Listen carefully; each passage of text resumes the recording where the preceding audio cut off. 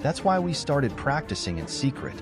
I'd tell Amy that we were just going to ride around the block. We'd both pedal until the house was out of sight.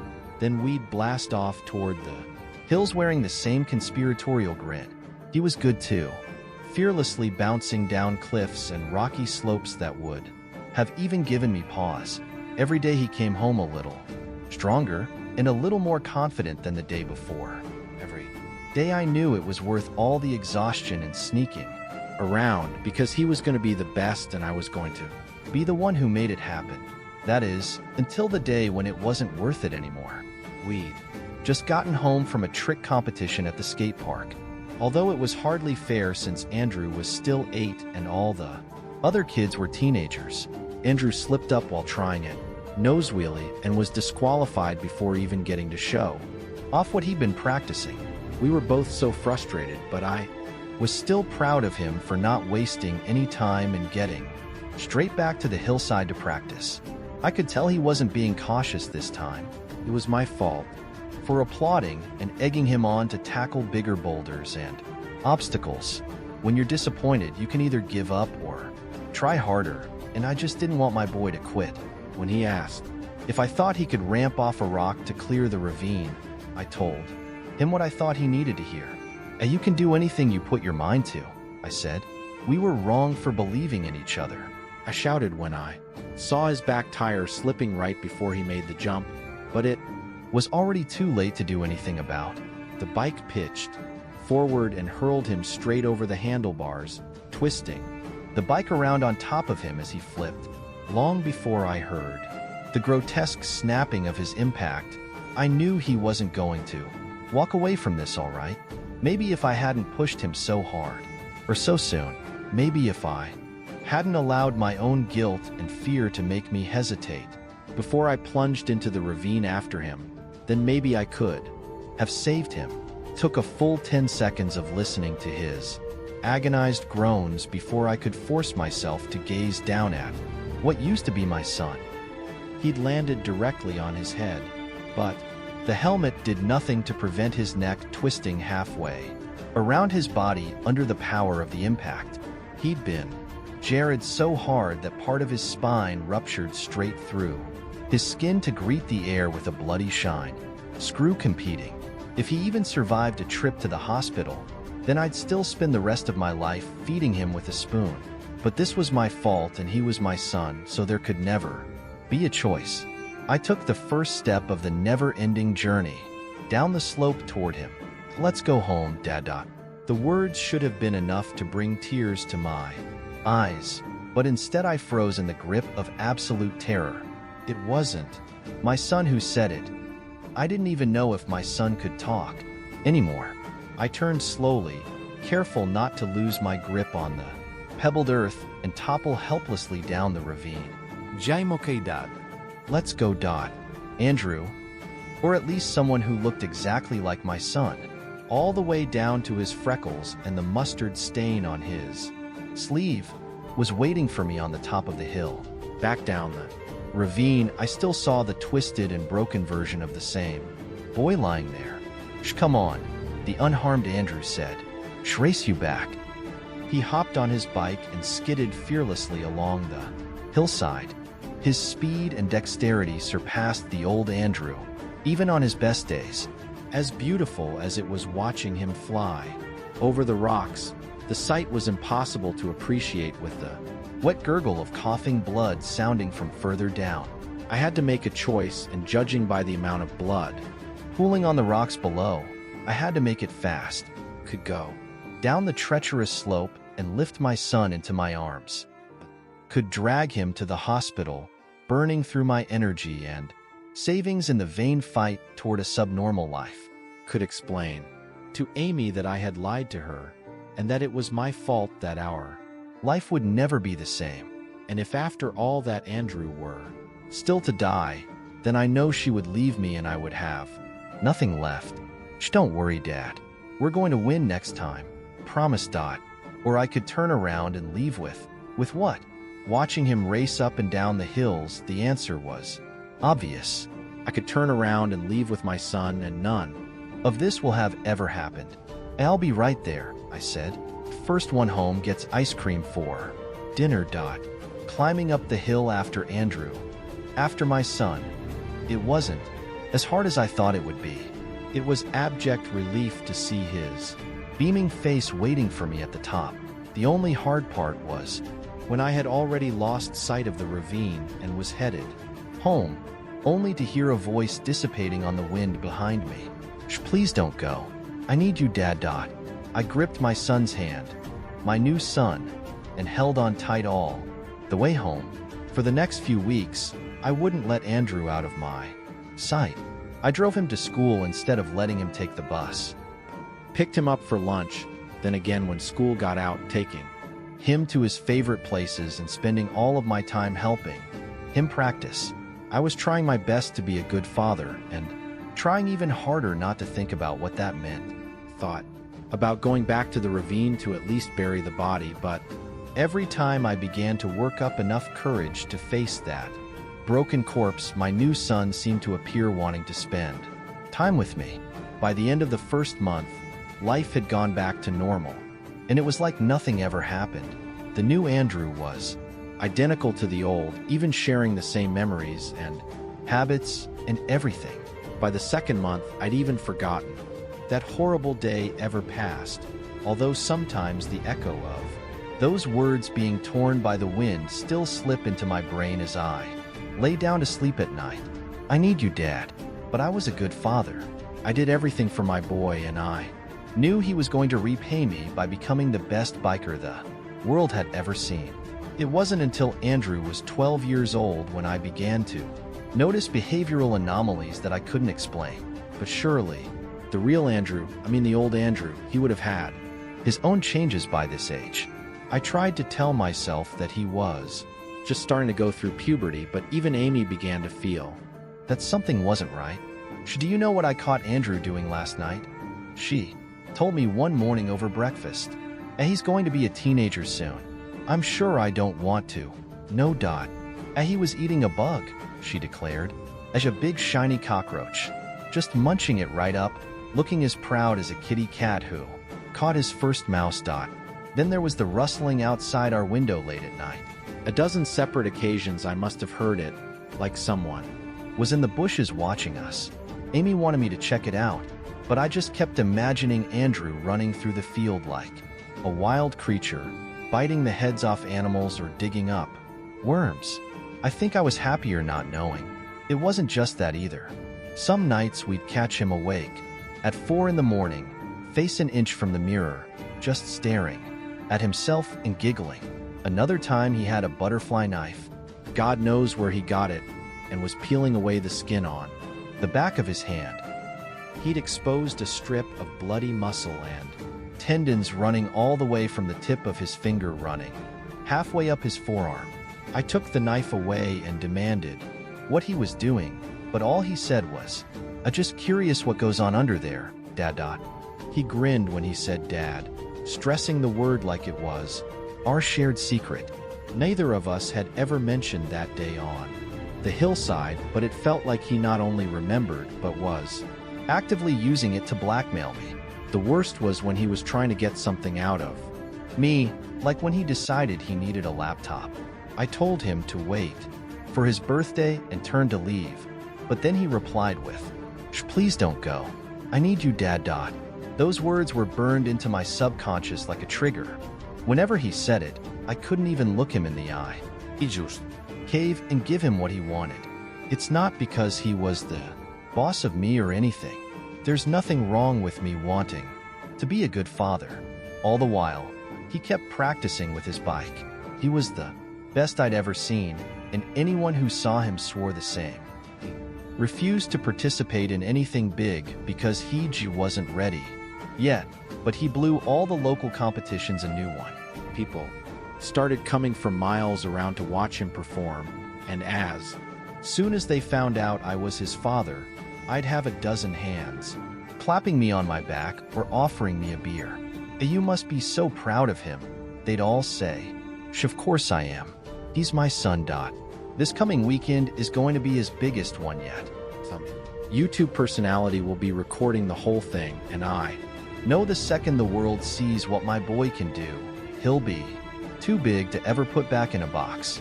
I tried to warn him about how things will change after that, but he wouldn't listen to me. "Isn't this what you wanted?" he asked. He sat down on his bed, giving me a look of wide-eyed, blameless sincerity as though he was a perfect angel sent here to bless my life. "Bullshit. Act. Don't pretend you know what I want," I told him. I was sick of that grin he always wore. "You go if you want to, but you're going alone. I don't want any part in this media circus." I turned to leave, trying to get out of his room quick enough before he said, "Please don't go. I need you, Dad." I don't know why, but that time it really got to me. It wasn't just a little kid trying to get away with something. This was an active taunt, manipulation of the highest degree.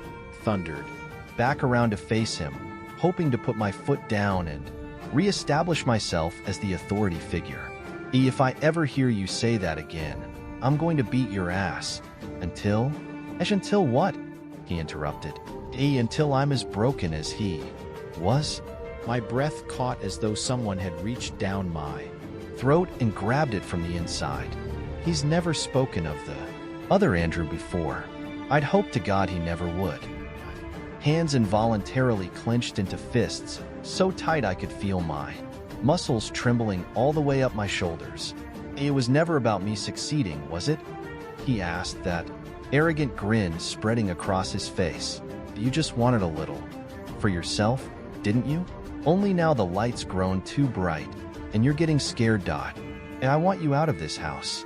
Now. I've never spoken like that before in my life, so low it was closer to a growl than words. Are you sure Mom agrees with you on that? Don't call her that. Get out. I want you gone. I throw away one son, and it's his fault. Andrew wasn't backing down. He was standing an inch from my face now. A throw away too, and suddenly it's yours. I threw my fist at his face with everything I got. Maybe I could break his nose or knock his teeth out. Maybe I could scar him up. Anything to make this imposter look less like my son. Hadn't realized just how strong he'd grown though, and when he swatted my fist away, it felt like the bones in my hand were rearranging themselves. "I don't be like that, Dad," he said. "You wanted me to be the best, didn't you?" I grunted through the pain and swung again. My eyes could barely follow the blur of his movements. He locked my outstretched arm against his side, and before I knew what was happening, he'd spun me around and slammed me into his closed door. I tasted blood, and my arm strained so bad against his pressure that it must be about to dislocate. I bit my tongue, trying not to scream. I couldn't let Amy know her son was a monster. "What do you want from me?" I had to spit and mumble to push the words through the bubbling blood and the pressed door frame. He let me go and laughed as I slid to the floor. "I'm not like you. I don't need anything from anyone. I just like being on your side of the world. Where I'm from, we don't have families like this. I strained for any sign that the words were changing as he spoke. I didn't want to look, but an irresistible urge forced my head to turn. I wanted him to be a monster, some horrible gray-skinned ghoul with tentacles, or a dozen gaping maws. Anything but what was there. Anything but that mockery of my son which grinned down at me. "What are you?" I asked. "Where are you from?" "Come with me this weekend," he said. Or I'll take you there. It was undeniably a threat. I don't know if he was a demon, crawled up from hell, or some specter from a netherworld too horrible to contemplate, but lying there on the ground in a growing pool of my own blood, I finally understood how powerless my real son must have felt waiting for me. Rustle, like something in the bushes outside the window. Then, Sunt mala qua elibas.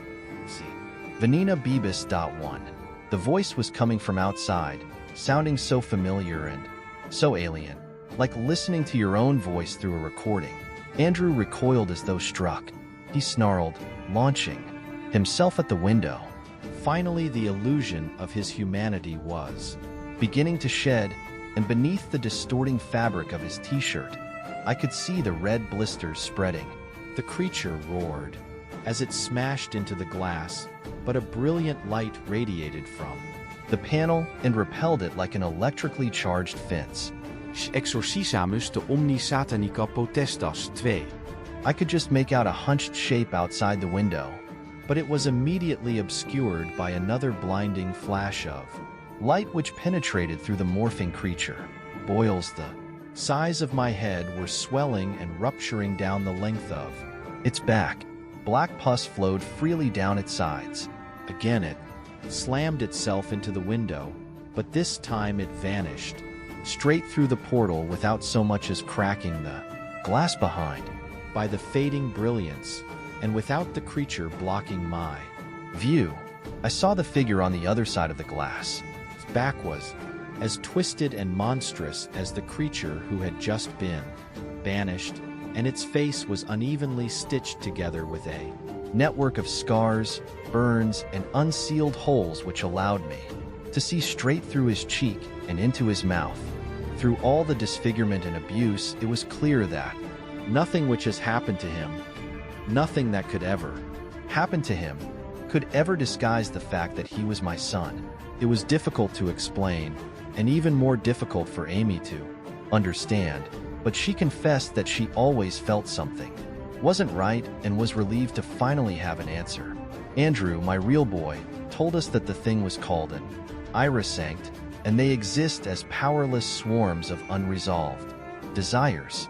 Sometimes they will find their way to us through minute holes that exist between dimensions, although they remain harmless until they are given power by our acceptance of them.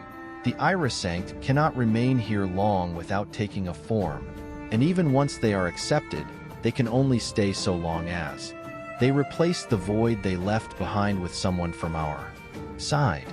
When I took the creature home as my son, I gave it the strength to banish my true son to the other side.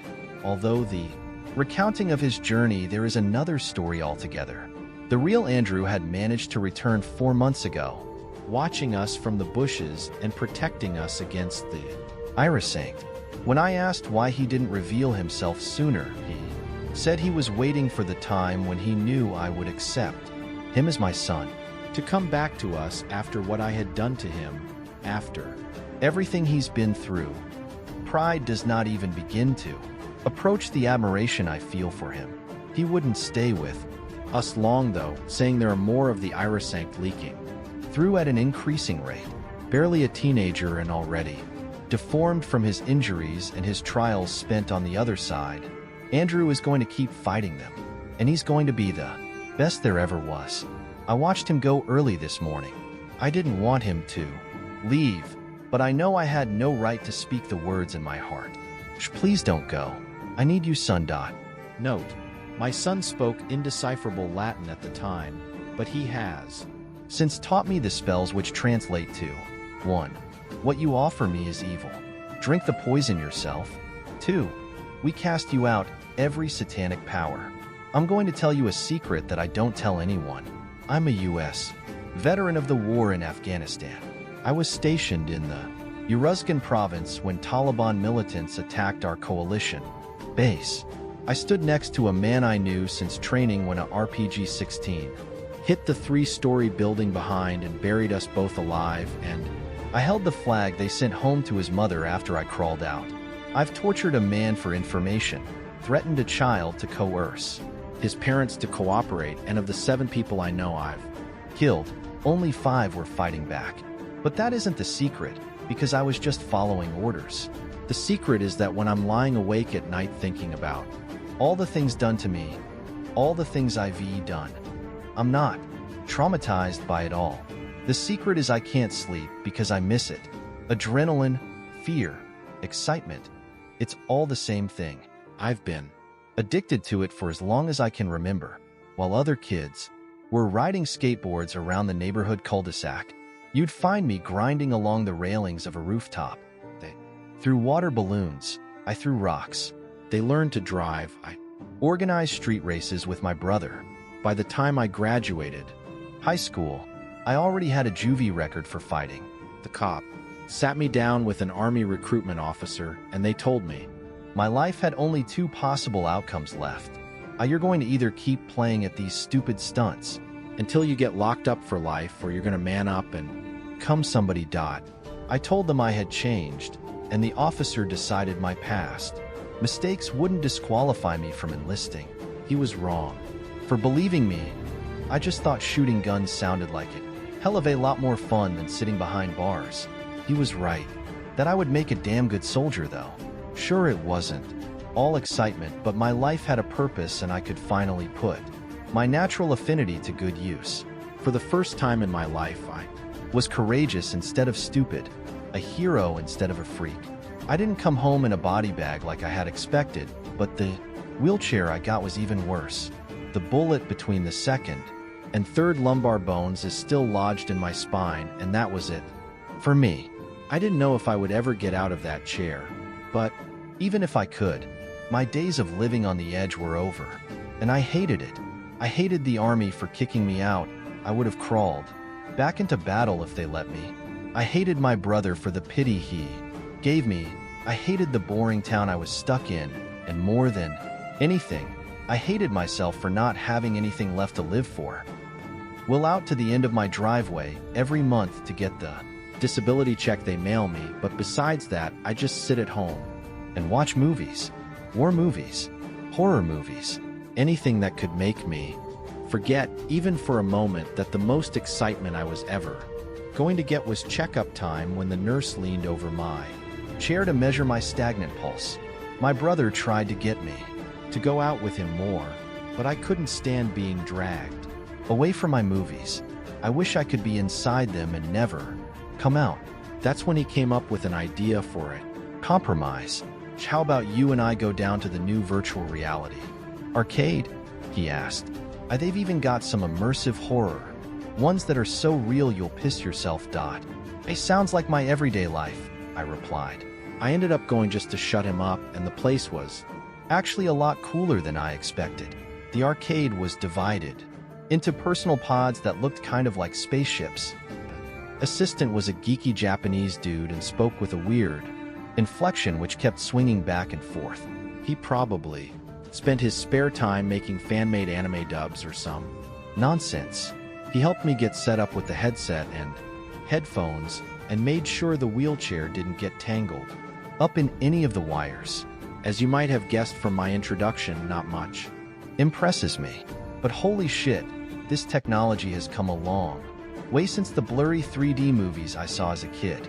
Found myself confronted with a menu hanging in the air which looked real enough to touch. I selected the horror genre, and then a few more options came up. Select your difficulty. Are you a grandmother with a heart condition? Kid with something to prove? SWAT team looking for practice? A lost soul seeking forgiveness from God? That last one didn't really sound like a degree of fear to me, but they were organized in ascending difficulty, so I selected that. Any hope of a thrill immediately disappeared as a fat cartoon devil with a pitchfork ran across my field of vision. "Hey, I can see you," he said, waving his pitchfork at me. "Can you see you?" "I know, because I'm not a stupid cartoon." "You sure this game is for adults?" I spoke aloud. "I just wait and see," the Japanese guy said. It was weird hearing him talk when I couldn't see him. Think he was still speaking, but his words were drowned out by the game music, which started playing. It sounded like the bad haunted houses they try and push off on kids, full of rubber spiders, cobwebs, and jars of our intestines, which are just spaghetti and meat sauce. My viewpoint was walking along a dark road at night which led to a trapdoor in the ground like a cellar. The cartoon devil popped up again, and I physically prepared myself for death by cringing. I get that my brother felt as helpless as I did, and I know he is just trying his best, which is still more than can be said for me. I guess it wouldn't hurt to at least pretend to have fun. Through me is the space between you and the divine, infinite and eternal, inseparable and simultaneous, the devil said. his voice completely different than his last utterance. Words popped with a confusing static noise. It was almost as though instead of hearing the words, I heard every imaginable sound except the words, and my brain filled in the missing space, just like it does with white lettering on black paper. Are you scared yet? I faintly heard my brother's voice. Through the headset, I shrugged and gave a thumbs up. Trapdoor opened, and I lurched in my chair and something hurt in my back as the viewpoint suddenly dropped into the earth. Felt impressively real, almost like I was on a roller coaster which plunged into the darkness. I heard my brother laugh at my reaction. I figure that's enough satisfaction for him. No more looking startled, or I'll never hear the end of it. I could faintly see phosphorescent mushrooms and rocks, lighting the deplorable descent. I was continuing to accelerate as I fell, and I even felt wind blowing in my face. They must have a fan or something to make it seem more real. The devil was tagging along with me, but he kept glitching and lagging and getting left behind, only to suddenly reappear in front once more. Then I felt a blast of hot air on my face, and I closed my eyes. Well, guess this was it, folks. I must be in hell. I opened my eyes and squinted against the brilliant glare. Always imagined hell being darker. Was this hellfire? My eyes started to adjust, and I could see the sun reflecting sharply off the wide sandy slopes of where? Afghanistan? Someone was talking behind me in Dari, the most common language used there. I couldn't understand it, but I could tell the person was afraid. I turned my chair to shift the viewpoint until I saw an old man kneeling in the dirt before two U.S. soldiers who had their backs to me. One of them was holding a picture of a teenage Afghani boy. Do you know who this is? Have you seen him? The first soldier asked. Is this your idea of a joke, bro? I spoke aloud. Your brother went to use the bathroom, the Japanese guy said faintly. What kind of game is this? I asked, but his reply was drowned out by the VR soldiers. The old man kept pressing his face against the dirt and shaking his head. One of the soldiers dragged him to his feet and shoved the photo in his face. You know who this is, don't you? Why are you trying to protect him? Do you know what he's done? This wasn't funny to me. I started to take off the headset, but the cartoon devil appeared in the corner. Hey, I can see you, he said in the silly voice. Can you see you? Everything was playing so smoothly it could have been real, except for the devil, which kept lagging and glitching. He was little more than a jumping mass of miscolored pixels. One of the soldiers kicked the man on the ground. He pivoted his body. I caught a glimpse of my own face under the helmet. Suddenly I remembered who the old man was. Abdul Basir was a calendar, or mystic, who was suspected of sheltering Taliban operatives in his house. I didn't need to watch to know what happened next. I took my headset off and handed it to the Japanese guy. Did my brother put you up to this? I asked him. I can see you, the assistant replied. He handed the headset back to me, but I pushed it away. I know that, Sherlock. How did you get this footage? Can you see you? He asked. His face froze for a second. While he spoke, twisted halfway between words. There were a couple of empty pixels obscuring his mouth, but I could tell he was smiling when he handed me back the headset. I touched his hand, warm and real. Well, I don't know what was going on, but this certainly captured my attention better than any movie. Slowly took the headset from him, and the assistant nodded and smiled while I put it back over my eyes. Ha. The cartoon devil laughed in a good-natured way. I played a trick on you. Once for what you've done. Flash, I was beating Abdul Basir inside a holding cell. Flash, I was back in the desert next to the cartoon devil.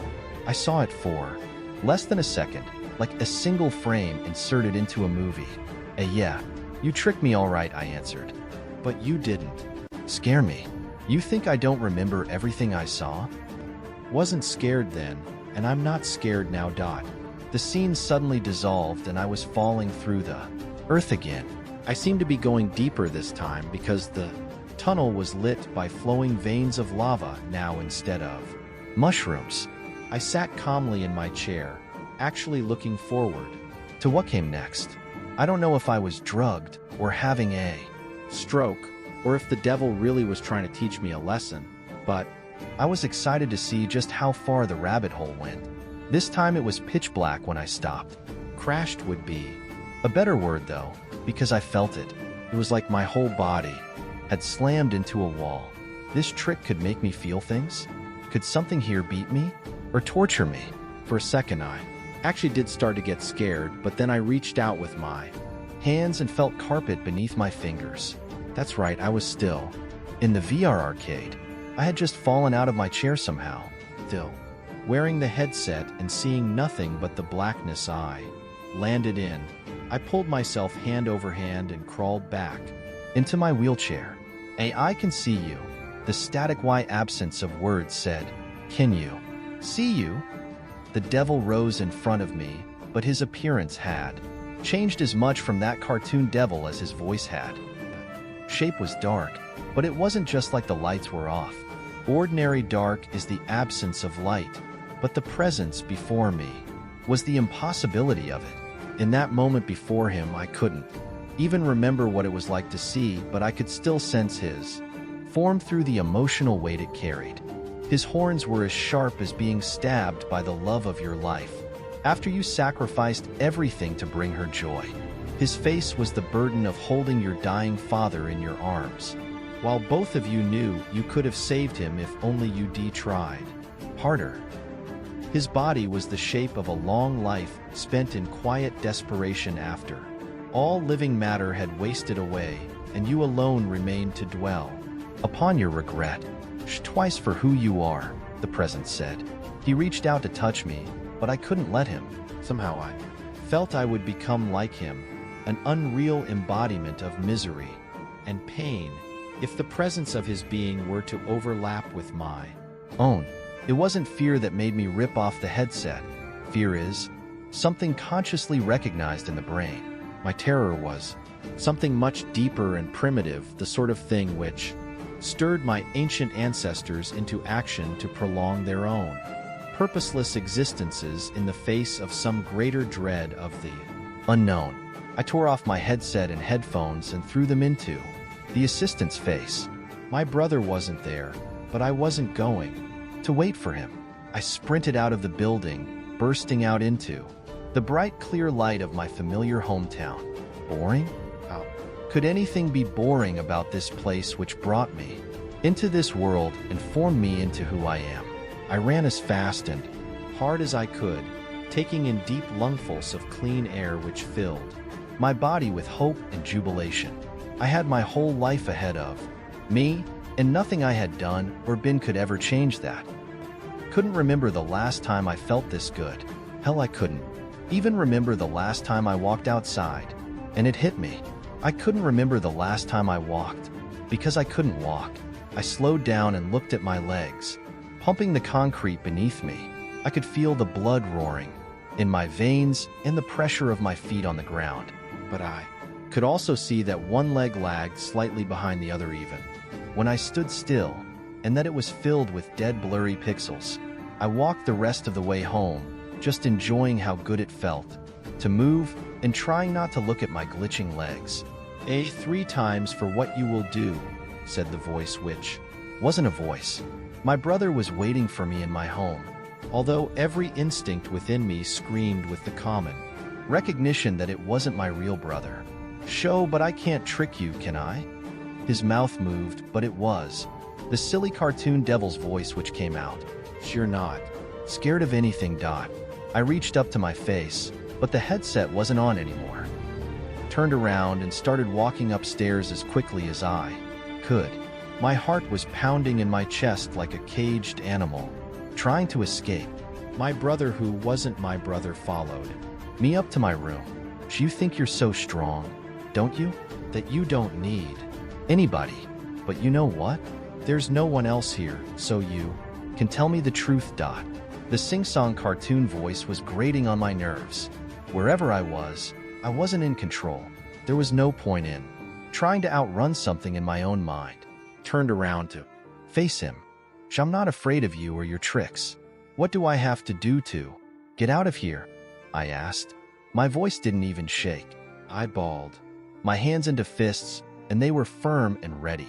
Are you sure you want out? He asked, but it was back in my brother's voice. Your legs work in here, but they won't out. They're dot. I don't care. I want out, I said. Why? Unless you really are afraid. That he smiled, and it froze in a glitch. The face was so warped I could barely recognize him. I couldn't stand to look. I wanted to wipe that smile off. If he wasn't going to be reasoned with, then I would have to do things my own way. I'm not afraid, I shouted. I grabbed him by the front of his shirt and punched him straight across the face. You're the one who is trapped in here with me. Then what do you feel? He asked. The face felt solid, and I could feel the bones of his jaw moving from the impact. The instant I hit him, however, his face was replaced with Abdul Basir. The old man started to pull a handgun from behind his back, but I punched him again, almost breaking my hand against his cheekbone. The face changed again, and this time I was looking into my own eyes. That was it. That was the way out.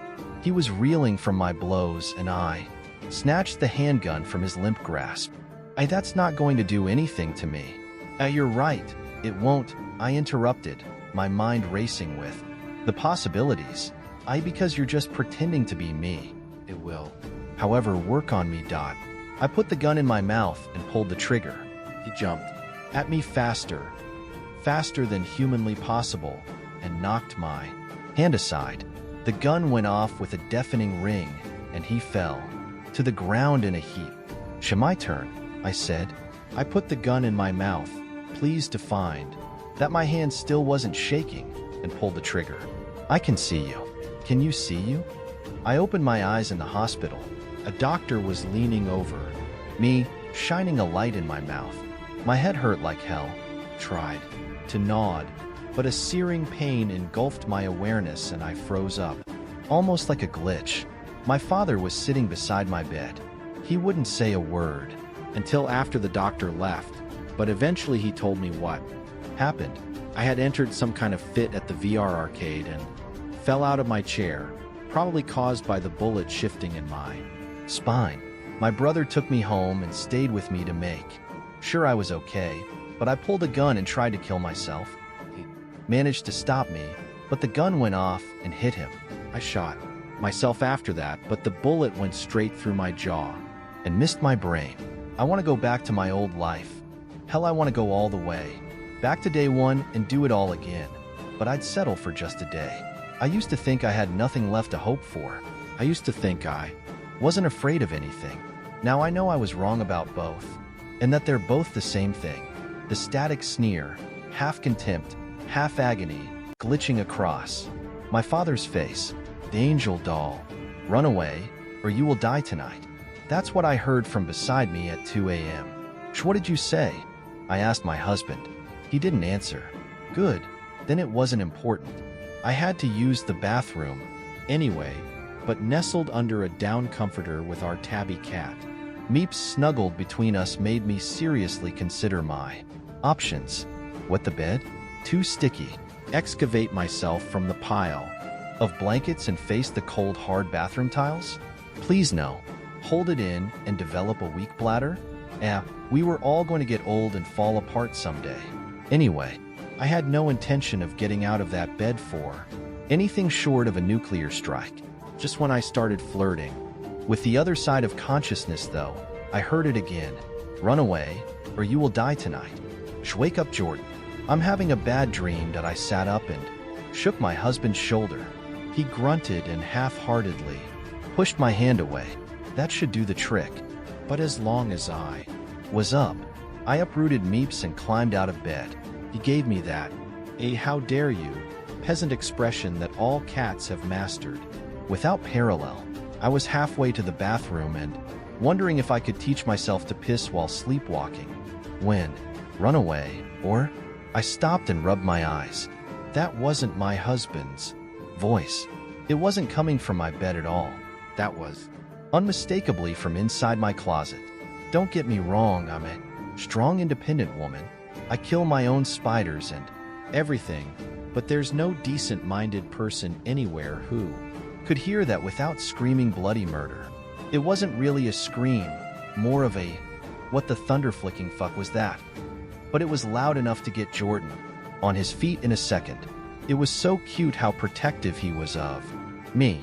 My father never approved of him because Jordan had a cocaine trouble as a teenager, but to me he had always been the perfect man. What's going on? Are you all right? Jordan asked. Hey, there's someone here, I replied with the same wide-eyed sincerity a 4-year-old might muster regarding the monster. Under her bed. Honey, come back to bed. There isn't anyone. Run away, or you will die tonight. Hey there, I said. Shit's coming from the closet. I didn't hear anything. Just check it for me, please? Please. I gave him my best impersonation of a desperate puppy. He sighed and headed for the door. Don't. I changed my mind, I said. There's a murderer inside. I wouldn't worry, he replied. It's probably just my laptop, randomly unpausing a video or something. Besides, if it was a murderer, he'd just kill us in our sleep. It's real reassuring. Thanks. Jordan opened the door, but his body was blocking my view. Hopped around on my toes to peer over his shoulder. My doll, my angel doll, the one I'd had since I was a baby, was lying on the ground. I rushed to pick her up, reverently, cradling her and completely forgetting about the monster for a moment. She wasn't really an angel, just a Raggedy Ann doll, with little cloth wings sewn onto her back, but she was mine in the same way as my hair was brown or my skin was fair. She was part of me. Well, there's nothing in here, so I'm going back to bed, Jordan said, slumping off across the floor. What do you think knocked her off the shelf, though? I asked. And look, her stomach is all ripped open. I'll call a doctor in the morning. Good night. He was already consumed by the indistinguishable blanket blob. I sat there on the floor holding my doll. We were inseparable.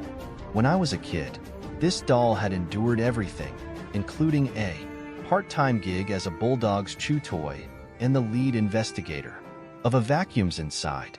She had been ripped, stained, shredded, and impaled a dozen odd times, and Dad had always been able to fix her for me before. Of course, now that he was gone, I would have to learn to fix it myself, but that was okay. When I have a kid of my own, they'll probably need me to fix it for them, too. I gently poked the leaking fluff back into the doll's chest cavity and shit snacks. Something stung my finger, prompting its quick passage to my mouth. Was something in there? I opened the doll a little further, careful not to lose any of the precious stuffing, and pulled out a tightly folded sheet of paper. Recognized the handwriting immediately. Dear Amelie. It was the same handwriting with the same loopage D I had seen every year on my birthday card. Every year except this one. Anyway, I sat cross-legged on the floor and Meeps wiggled her way into my lap while I read my father's secret letter. Dear Amelie, the telling of an adventure becomes an adventure in itself. Fantasies will unburden your spirit from the constraints of reality, and horror is as thrilling for the author as it is for the reader. But my story is not so easily told. Every time I try to bleed my memories free, I am frozen with helpless shame and guilt. Events of my youth have haunted me throughout my life, and I fear I will not go quietly into death until I have found peace in their recounting. I hope you will forgive me for inscribing my story in verse. Is the only way I know how to distance myself from the pain and turn the tragedy of my life into something beautiful. Hope. Before the end of your days, you too will find a way to burn your darkness with such brilliant fire as to illuminate the way for others. Forever yours, Dad. It should be said, right at the start, all happy families are the same, for joys are shared in equal parts. Though misery is unique in blame, it comes in many varied forms, but you will know it when it is seen, when the perfect mask is torn and sundered at the seams. So it was when I was young, A son first and child after. Playing with father was endless fun, and every shared moment laughter.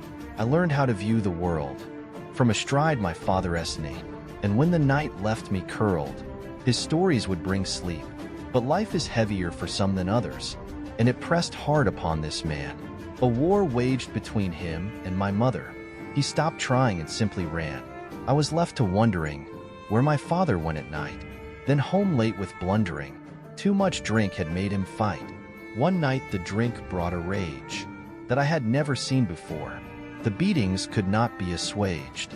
So out I fled through kitchen door. I wandered the streets very late, hiding from that awful noise, not knowing it was my fate to find salvation in a toy, tossed upon garbage and refuse. The broken doll of an angel lay. It was worn deep from overuse, but I still took her home to play. When the violence was lit by booze, I held it to keep my fears at bay. Then finally when came a truce, I would thank her when I prayed. The quiet never lasted, nor the peace, and I kept the doll close beside. Once I was too bruised to sleep, and waited instead to finally die.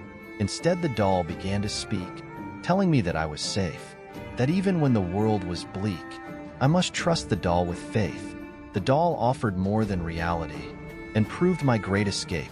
It would sing tales of fantasy, of villains, heroes, and their capes, beasts and monsters with their fangs, of highwaymen and roaming gangs, who were locked up tight with a clang, prevailing justice when she sang.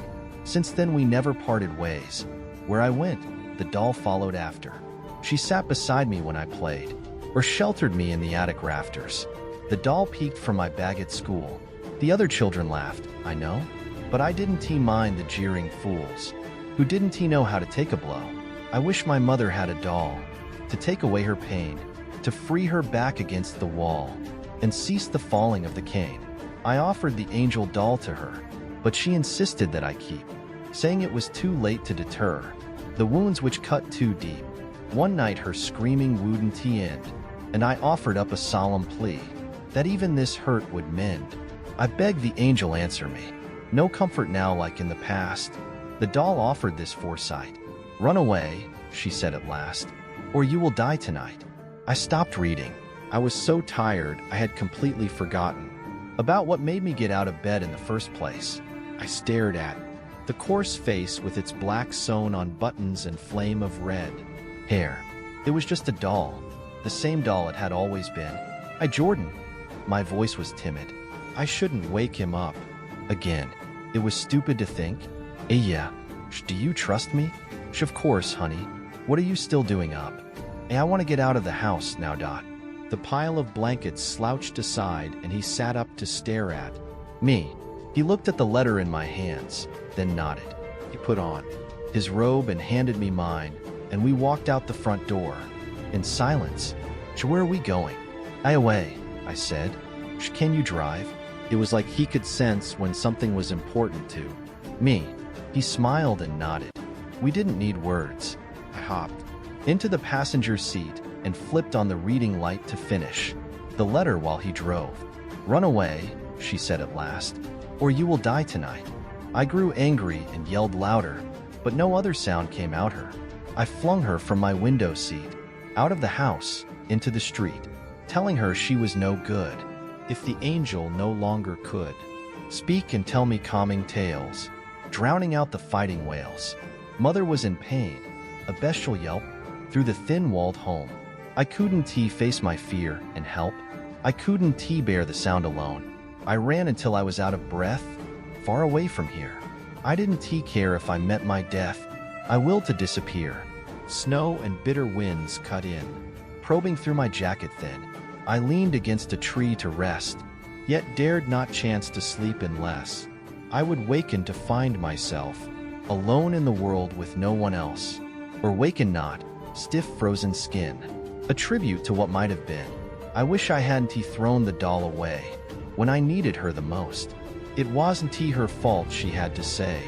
That death was flying close. The morning found my mother dead, as the doll that I once found, forsaken and thrown on garbage bed, a trash heap burial mound. For many years, a lost Raggedy Ann, my doll must have searched the earth until she found not a boy, but a man, and his lady who was giving birth. I had run so far from life that I had found a life anew. The doll gazed upon my beautiful wife and the child who now grew. The angel doll lay down softly, knowing her part had been played. The boy was gone, and though missed awfully, time's direction could not be swayed. I found her there, against hospital door, still and quiet as the dead. I scooped her up and to her swore to fix her tattered threads. By my word she was cured of the ills this world had shown. My baby girl brought in the world was gifted with a doll newly sewn. I will never make the mistakes that drove my mother to her grave, and the doll will never lie awake to take away your pain.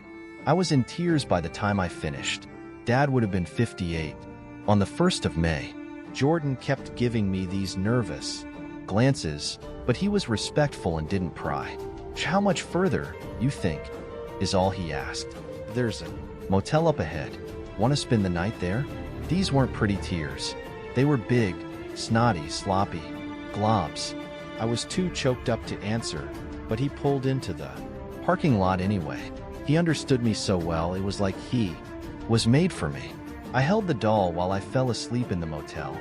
I knew I owed Jordan big for this. I felt so stupid for dragging us out here, but the letter and my cry had been cathartic, and I was so tired that I felt oddly at peace. It was the best I'd felt since the funeral. Who knows, maybe some freak tornado will hit the house and I'll know some part of Dad really is still out there watching over. Run away, or you will die tonight. It came from the doll, a small voice like a child who was afraid of being caught.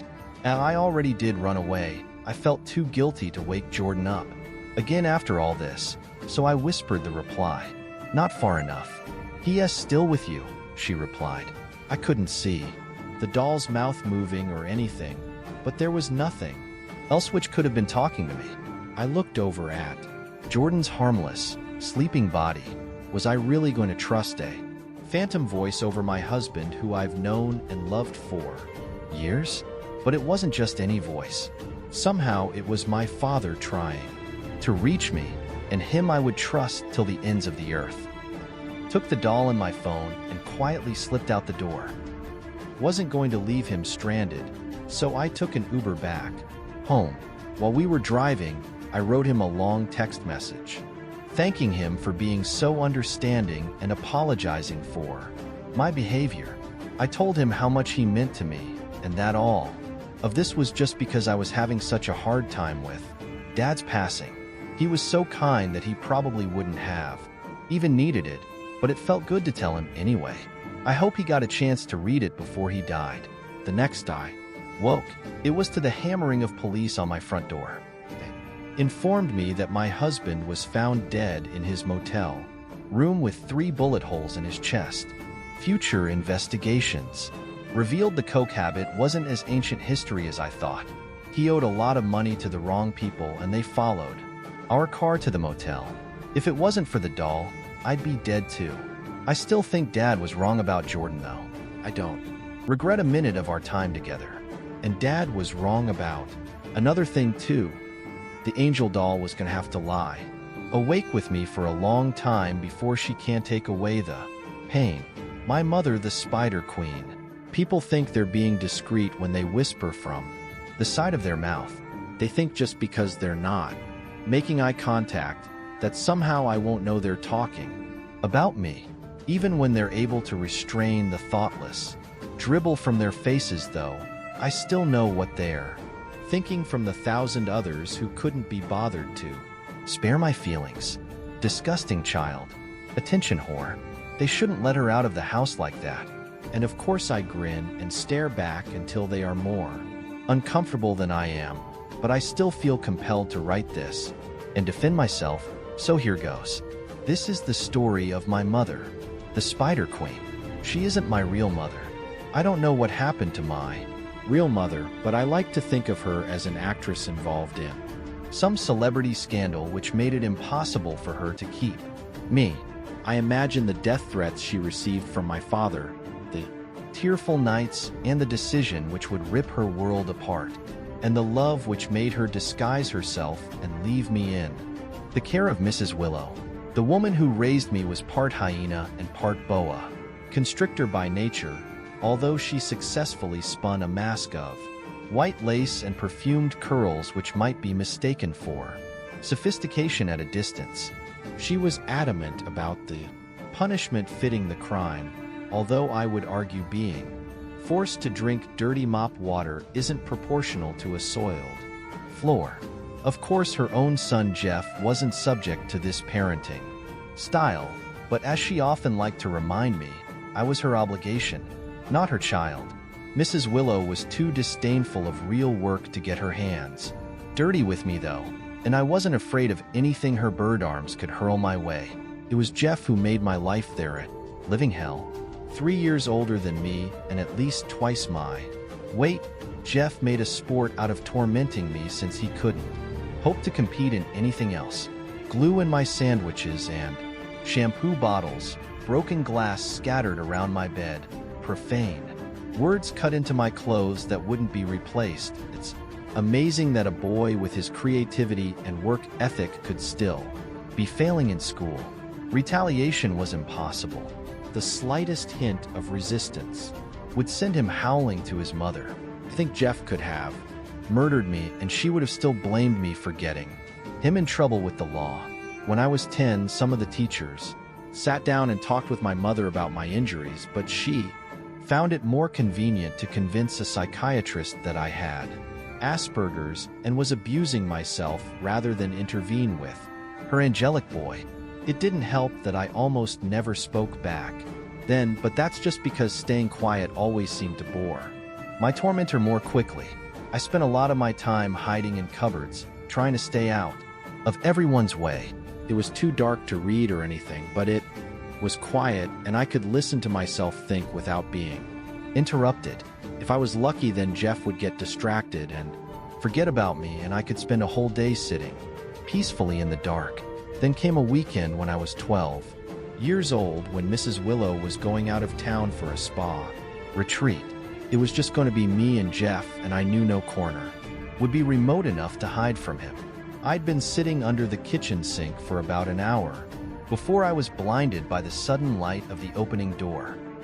Tried to crawl away from it, but Jeff's hand latched around my ankle. "Stop being weird and get out of there." I managed to wriggle free for a second, but then he got hold again. Both hands this time. It felt like he was going to rip my leg right off. I groped through the darkness and clung onto something, immediately letting go when I realized it was the pipe for the garbage disposal. Whatever I got wouldn't be nearly as bad as the sanctioned violence for breaking her precious kitchen. Jeff was still tugging relentlessly on my leg. I allowed myself to go limp, closed my eyes, and waited for the inevitable to come. Oh shit, what was that? He let go of my leg, and I felt a rush of cool air replace his hulking presence. He was reeling back as though something hit him. Then I felt it, the soft tickle of a spider crawling down my arm. "Smash it and get out here," he said. Jeff was already halfway across the kitchen, actually trembling. I couldn't believe my eyes. 15 years old, pushing and 200 pounds, and he was actually scared of an insect. I gently cupped my hands and let the fuzzy little guy wander into them. "I told you to kill it," Jeff shouted. I let it meander up my arm, enjoying the sight of Jeff squirming in discomfort. I pretended to swat the thing, then scooped it up again and placed it in my hair. I giggled a not from the soft tickling of its legs, but rather at the white bleached horror spreading across Jeff's face. Cautiously climbed out of the cupboard, waiting for him to attack me at any moment, but he was absolutely frozen with terror. "You can't just leave it there," he finally spluttered. "It's going to bite you." But it didn't, and why would it? Animals aren't like humans. They need a reason to cause suffering. Humans only need an opportunity. Jeff followed me, but remained a respectful distance for the rest of the day. What I had anticipated being the worst weekend of my life was actually the best I can remember. The spider and I were inseparable, and I named it Swish because of the feeling of its fuzzy legs on my skin. Jeff wouldn't even get close to me, and it didn't take long before I figured out how to use Swish as an excuse to control him completely. I wouldn't sit there, I'd say. Swish was hiding between the cushions. "You sure you want the last donut? Don't you see the little footprints?" It was like a miracle. He locked himself in his room for 2 days straight, and I had complete freedom. First thing I did was make a fly trap out of some honey and glue, then fed Swish for his hard work. Then I got to take a shower in the bathroom with hot water and let it run for as long as I wanted without being yelled at. I even used real shampoo and everything. Swish waited for me on the sink, so I rewarded him with another fly. It was a dream to think that kind of respite could last. Before Mrs. Willow had even set down her luggage, Jeff was already spinning the most incredible lies. She chased me with it. All over the house, wouldn't leave me alone. She put it in my food and wouldn't let me eat. I had to. Starved the whole time you were gone. I think it's bitten me. Look, Mrs. Willow had come back earlier than I expected. Didn't have time to hide Swish. After everything it had done for me, it was my fault what happened. Mrs. Willow grabbed me by the hair and dragged me all the way to the bathroom. Told her it wasn't still in there, but she wouldn't listen. She chopped off all my hair with kitchen knife, then shaved the rest of my head, down to the scalp. I didn't struggle because I knew that would just give her an excuse to cut me. After that, she tore my room apart until she found it. I'd built Swish a home out of a shoebox and some twigs. Mrs. Willow didn't want to touch it, but Jeff was howling so badly that she just dropped the whole nest in the bathtub and lit the thing on fire. I squeezed my eyes shut, unable to watch the poor creature struggling to escape. I knew exactly how it felt, wanting so desperately to get out but having nowhere to go, and when it burned alive, I couldn't help but envy it for finally being free. After her trip and that ordeal, Mrs. Willow was too tired to do anything more to me that night. Tomorrow, though, she gave me her word like she was swearing her righteousness before God. I was going to pay for what I did to her son. "Girls with Asperger's," Mrs. Willow said as she closed me in my room for the night, "have been known to do horrible things to themselves. I even heard of one cutting off her own ear with a pair of scissors. I don't think anyone will be surprised by what happens to you." I lay awake the whole night, imagining what may be in store for me. Mrs. Willow didn't usually like to break the skin with her punishment, but between her zealous worship of her son and the wild look in her eyes, I didn't rule out any possibility. Worse than anything, though, was the feeling that I betrayed Swish. I hadn't built the house for him at all. I built it to keep him trapped so he wouldn't run away and leave me alone. Was my fault he'd been in there when Mrs. Willow found him. Maybe I should have tried to run away too, but I was convinced she would find me again, and it would only make matters worse. If I'd learned anything from living here, it was resistance always made things worse. I just had to close my eyes, try not to cry, and let it happen. I wish she could have just done it tonight. The anticipation was the worst part.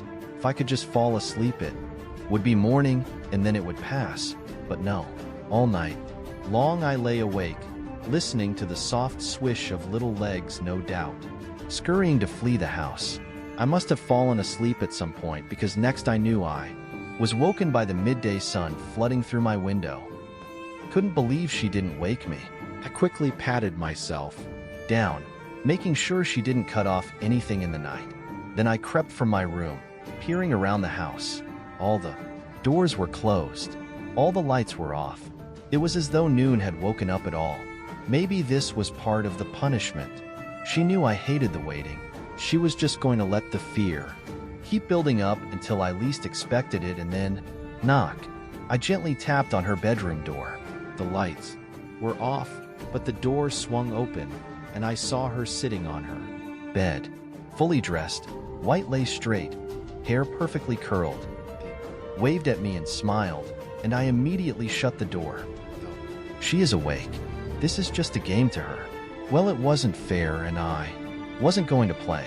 I couldn't just sit and wait for it to happen. I couldn't just be quiet and still forever. I was going to tell her what really happened. I was going to tell her that her son is a liar who hurts me whenever she isn't looking. I'm going to scream it in her face, and if she hits me, then all the better. Least I can let her anger out and get it over with. Opening the door again took all the strength I had. "Mrs. Willow," I said it loud and defiant into the dark room, "your son is the one who deserves to be punished, not me." Her head tilted to the side as though unable to support its own weight. She turned to face me in small increments, unable to believe what I just said to her. All my instincts roared at me to close my eyes and hide, but I stared her fiercely in the face. She'd burned Swish alive, so now she gets to see my fire. He's a sadistic brat, and the more you lie to yourself, the worse it gets, I said. She stood shakily to her feet and took a step toward me. "You think you're protecting him, but you're not," I said, "because one day he's going to go out in the real world where he's accountable for his actions." She was almost on top of me now. I was going to get it worse than ever, but I didn't even care. I wanted to fight back. "I just want you to know that you're a terrible mother, and at the end of Jeff's miserable, destructive life, he's going to blame you and hate you for it. And if you don't already, you're going to hate him right back." There. I finally said it. She dove at me, but I didn't try to run. The last of my strength was gone, and my old protective instincts flared up. I closed my eyes. I let my body go limp. Told myself to accept the pain. "Swish, you're absolutely right. I'm so sorry, my love." I felt her arms around me, but she wasn't trying to choke or restrain me. She was hugging me. It was such an alien sensation that I immediately opened my eyes. That's when I saw them. Hundreds, no thousands of gossamer spider webs, holding up her body like a marionette doll. I recoiled immediately, and she let me without the slightest resistance. Swish. The spiders were everywhere, crawling across her face, through her hair. When she opened her mouth, I saw more of them inside her, pulling the threads to work her jaw. Her throat pulsed, and I knew more must be further down to vibrate her vocal cords. "But he's never going to hurt you again. You have our word." I was too shocked to fully understand what was happening. The alarm in my mind wouldn't stop, and I still felt like I was about to pay for my rebellion. I didn't want to stare, but couldn't look away. I didn't want to go and see, but my feet carried me there anyway. I opened Jeff's room and found him on his bed. His hands and feet were bound with countless loops of spider web. More of it was across his face, tying his tongue securely to the roof of his mouth. His skin was perforated with 1,000 holes, and spiders were crawling in and out of them as they carefully partitioned and wrapped each piece for consumption. His eyes blinked at me, although I don't know if that was a sign of life or simply the successful attachment of yet another internal strand. I quietly closed the door and let them finish their work. So if I seem strange to you, walking down the street with spiders in my clothes and hair, don't think I'm doing it for attention. They were a gift from someone who wants to keep me safe. I love them, and I love her for it. My mother is the spider queen, and she's the only family I've ever had.